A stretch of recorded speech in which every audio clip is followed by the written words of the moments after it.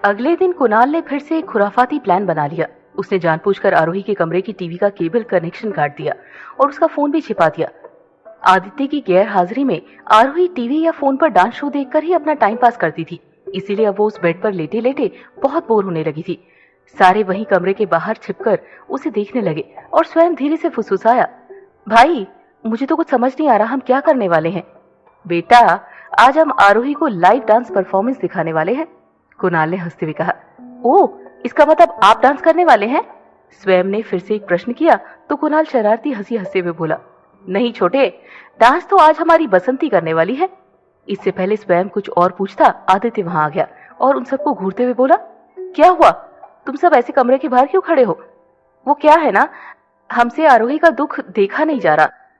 अब उसके सामने तो दुखी नहीं हो सकते, इसीलिए हम सब यहाँ खड़े होकर दुख मना रहे हैं, कुणाल ने उदास होने का नाटक करते हुए कहा तो आदित्य उसकी तरफ गौर से देखते हुए बोला, पर शक्ल से तो दुखी नहीं लग रहा है तू। शक्ल से तो तू भी बेवकूफ नहीं लग रहा है ना, कुणाल धीमी आवाज में बड़बड़ाया तो आदित्य चौंक कर बोला, व्हाट, मैं बेवकूफ हूँ? और नहीं तो क्या, बहुत इंटेलिजेंट है। आरोही का दुख पूछने की जगह तू मेरी शक्ल के पीछे पड़ा हुआ है, ये कौन सी समझदारी वाली हरकत है तेरी? कुणाल ने आंखें दिखाते हुए कहा तो आदित्य ने पूछ ही लिया, अरे हाँ, लेकिन क्या हुआ आरोही को? इससे पहले कुणाल कुछ कहता, कृति बोल पड़ी, वो दरअसल आज केबल कनेक्शन नहीं आ रहा है और आरोही को अपना फेवरेट डांस शो देखना है। बेचारी कमरे में बैठे बैठे बहुत बोर हो रही है। तो इसमें क्या प्रॉब्लम है, मैं अभी उसे मोबाइल पर ऑनलाइन दिखा देता हूँ, आदित्य ने मुंह बनाते हुए कहा तो कुणाल बोल पड़ा, कर दी ना बेवकूफों वाली बात, और फिर कहता मैं बहुत इंटेलिजेंट हूँ। तुझे पता नहीं है क्या, मरीजों के आसपास फोन इस्तेमाल नहीं करते हैं, मोबाइल की किरणें उनकी सेहत पर असर डालती है। अब ये कब से हुआ? आदित्य ने हैरानी से पूछा तो कुणाल मुंह बनाते हुए बोला, हमेशा से होता है, तुझे कुछ नहीं पता, तू डॉक्टर नहीं है ना। भाई, कुणाल भैया सही कह रहे हैं, मैंने भी अपनी पढ़ाई में पढ़ा है, मोबाइल की किरणें मरीज के लिए हानिकारक होती है। स्वयं भी कुणाल का समर्थन करते हुए बोला। तो अब मैं क्या करूं? आदित्य ने पूछा तो कुणाल हंसकर बोला, क्या करूं क्या, डांस करना? तुझे डांस का इतना शौक है तो तू कर लेना, तुझे तो पता है मुझे डांस नहीं आता है, आदित्य ने मुंह बनाकर कहा तो कुणाल उसे घूरते हुए बोला, ओ हेलो, वो मेरी गर्लफ्रेंड नहीं है जो मैं डांस करूं। हाँ तो गर्लफ्रेंड तो मेरी भी नहीं है ना, आदित्य ने कहा तो सब उसे घूरने लगे। मेरा मतलब अभी तक बनी नहीं है ना गर्लफ्रेंड, आदित्य ने मासूमियत से कहा तो सब एक साथ बोल पड़े, और हमें आगे भी बन पाने की कोई उम्मीद नहीं दिख रही है। क्यों? आदित्य ने आंखें चौड़ी करते हुए पूछा तो कुणाल बोल पड़ा, क्या क्यों? लोग प्यार में जान तक दे देते हैं और तुझसे थोड़ा सा डांस नहीं हो रहा है? पर यार, ये प्यार का डांस से क्या लेना देना है? आदित्य ने परेशान होकर पूछा तो शरण्या बोल पड़ी, लेना देना है, बिकॉज दी लव डांस।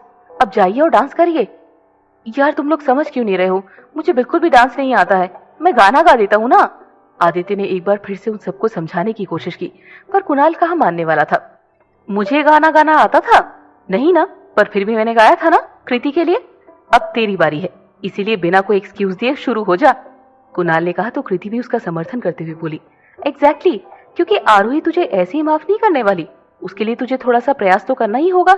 पर आदित्य ने कहा तो स्वयं ने उसे टोक दिया, कोई परवाह नहीं भाई, चलिए शुरू हो जाइए। इससे पहले आदित्य कुछ और कहता, स्वयं ने उसे कमरे की तरफ धक्का दे दिया और गाना बजा दिया, नशे सी चढ़ गई ओए कुड़ी, नशे सी चढ़ गई, पतंग सी लड़ गई ओए कुड़ी, पतंग सी लड़ गई। आदित्य ने बहुत हिम्मत करके जैसे तैसे डांस करना शुरू किया और अचानक से आदित्य को ऐसे डांस करते हुए देखकर आरोही हैरान हो गई। आदित्य सच में बहुत भयानक डांस कर रहा था और उसे देखकर सबका हंस हंस के पूरा हाल हो रहा था। आरोही को भी बहुत हंसी आ रही थी, पर फिर भी वो उसे रोक कर बैठी थी। 3-4 डरावने स्टेप करने के बाद आदित्य ने अपना डांस बंद कर दिया और आरोही अपनी हंसी रोकते हुए तालियां बजाकर बोल पड़ी, बहुत अच्छा डांस किया आपने। रहने दो, मुझे पता है मैंने बहुत खराब डांस किया है, क्योंकि डांस वांस मेरे बस की बात नहीं है। हर बार तुम्हें मेरी झूठी तारीफ करने की कोई जरूरत नहीं है, आदित्य ने उदास होकर कहा तो आरोही चौंक कर बोली, मैंने कब झूठी तारीफ की? बनो मत आरोही, मुझे पता है कल भी मैंने खाना बहुत खराब बनाया था। जब दोबारा तुम्हारे लिए खाना लेने गया तो मैंने खाना चख कर देखा। यू नो वॉट आरोही, कभी कभी मुझे लगता है कि शायद मैं सच में तुम्हारे लायक नहीं हूँ। तुम एकदम परफेक्ट हो और मैं उतना ही पागल हूँ। तुम सब कुछ कितने अच्छे से संभालती हो और मुझसे कुछ भी ठीक से नहीं होता है। कितनी कोशिश कर रहा हूँ तुम्हारी केयर करने की, तुम्हारे चेहरे पर मुस्कान लाने की, पर सब उल्टा ही हो रहा है। कभी कभी तो मुझे ऐसा लगता है कि मुझे तुम्हारी जिंदगी में होना ही नहीं चाहिए। ये कहते हुए आदित्य उदास होकर वहां से जाने लगा, पर आरोही ने उसका हाथ पकड़ लिया और उसे फिर से अपने पास बिठाते हुए बोली, किसने कहा आपसे कि मैं परफेक्ट हूँ? ऐसी बहुत सारी चीजें हैं जो मुझे नहीं आती और आपको आती है, और फिर भी ये जरूरी तो नहीं कि हर इंसान को हर चीज करनी आ जाए। कोई भी परफेक्ट नहीं होता आदि, हर किसी में कोई ना कोई कमी जरूर होती है। It's not a big deal. जरूरी ये है कि हम उन कमियों को दूर करने की कोशिश करते हैं या नहीं।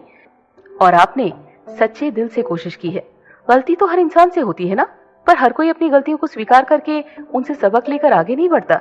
अपनी गलतियों को सुधारने की कोशिश भी हर कोई नहीं करता, पर आपने की है। मुझे आज तक कभी किसी ने भी इतना स्पेशल फील नहीं करवाया जितना इन कुछ दिनों में आपने करवाया है। आपने मेरा बहुत अच्छे से ख्याल रखा है और इसीलिए अब मैंने आपको अपने पूरे दिल से माफ कर दिया है। आरोही की माफी पाकर आदित्य खुश होकर उसके गले से लग गया। आरोही ने भी मुस्कुराते हुए उसे कस के अपनी बाहों में भर लिया। न जाने कब से इस पल का इंतजार किया था आरोही ने, और आज वो पल आ ही गया। तुमने सच में मुझे माफ कर दिया ना आरोही? आदित्य ने पूछा तो आरोही मुस्कुराते हुए बोली, हाँ, मैंने आपको सच में माफ कर दिया। ये सब देखकर कृति और शरण्या तो बहुत खुश हो गए, पर कुणाल और स्वयं के चेहरे उतर गए। यार, ये आरोही भी ना, इतनी जल्दी माफ करने की क्या जरूरत थी? कुणाल ने आरोही को घूरते हुए कहा तो स्वयं भी उसका साथ देते हुए बोला, हाँ, थोड़ी और क्लास लेनी थी भाई की। उन दोनों की बातें सुनकर कृति और शरण्या उन दोनों को घूरने लगी। क्या हुआ, तुम दोनों हमें ऐसे क्यों घूर रही हो? कुणाल ने अपने और स्वयं की तरफ देखते हुए पूछा तो कृति मुंह बनाते हुए बोली, क्योंकि डॉक्टर कुणाल दीक्षित, ज्यादा लालची होना बुरी बात होती है। हमने आदि को जितना तंग किया है ना, उतना काफी है। हाँ, और फिर दी के बारे में भी तो सोचो, कितना मुश्किल रहा होगा ना उसके लिए ये सब। प्यार होते हुए भी प्यार को छिपाना और अपने प्यार से दूर रहना बहुत मुश्किल होता है। शरण्या ने भी स्वयं को घूरते हुए कहा तो कृति फिर से कुणाल को देखकर मुंह बनाते हुए बोली, पर ये बात इन्हें अभी तक समझ नहीं आएगी। जब हम इनसे दूर हो जाएंगे ना, तब समझ आएगी।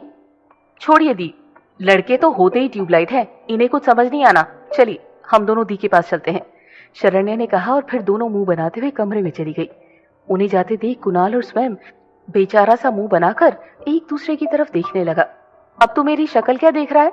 चल ना अंदर, वरना इस आदि को ठीक करने के चक्कर में हमारा ब्रेकअप हो जाएगा।